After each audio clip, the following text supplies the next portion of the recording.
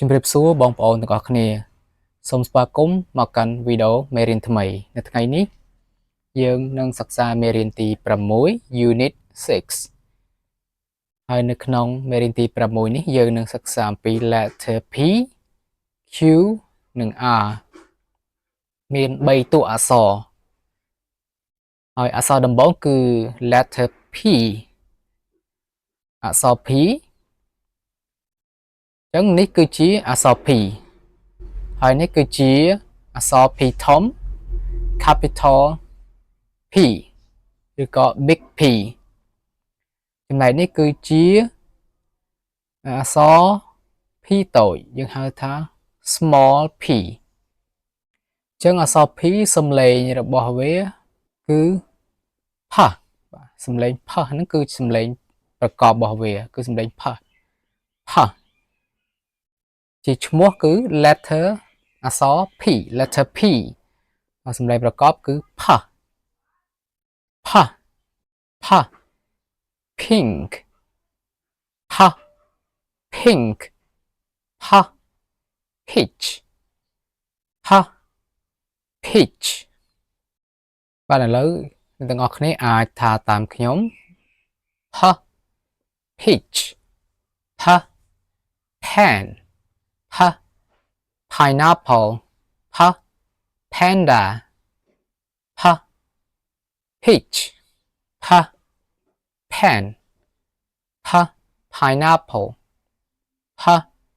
panda នេះគឺជារបៀបសរសេរអក្សរ P ធំយើងសរសេរពីឆ្វេងទៅស្ដាំហើយយើងមើលតាមគំនូសលេខហ្នឹងមកលេខ1លេខ2ហើយអក្សរ P តូចដូចគ្នាពីឆ្វេងទៅស្ដាំដូចគ្នាយើងអាចមើលគំរូតាមរបៀបសរសេរដែលគេឧទាហរណ៍នេះបានឥឡូវខ្ញុំសូមចូលទៅ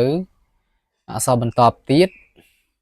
ដើម្បីយើងឆាប់ចប់មេរៀននិងអាលបានចូលទៅមេរៀនថ្មីបន្តទៀតឥឡូវយើងមកដល់ letter Q Q letter Q អក្សរ Q សំឡេងប្រកបគឺខ្វះខ្វះខ្វះ queen ខ្វះ queen ខ្វះ quiet ខ្វះ quiet អានេះគឺជាអក្សរ Q ធំហើយនេះជាអក្សរ Q តូច capital Q ឬក៏ big Q ហើយនេះគឺជា small q អ្នកទាំងអស់គ្នាសូមថាតាមខ្ញុំខ្វះ queen ខ្វះ fish ខ្វះ quilt ខ្វះ question ខ្វះ queen ខ្វះ quiz ខ្វះ quilt ខ្វះ question នេះគឺជារបៀបសរសេរ letter Q អក្សរ Q ធំយើងមើលតាមលេខហ្នឹងទៅពីឆ្វេងទៅស្ដាំនេះគឺ Q តូចពីឆ្វេងទៅស្ដាំដូចគ្នាឥឡូវយើងចូលដល់ letter R letter R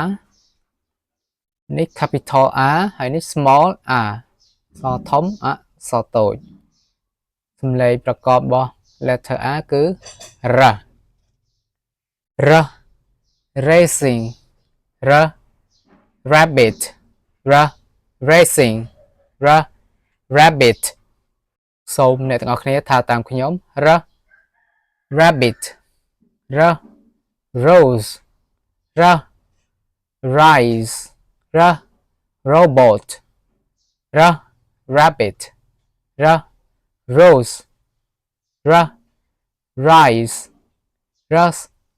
robot នេះគឺជារបៀបសរសេរ letter R អក្សរ R ធំពីឆ្វេងទៅស្ដាំនេះគឺជារបៀបសរសេរអក្សរ R តូចពីឆ្វេងទៅស្ដាំអានេះតែពាក្យកណ្ដាលទេ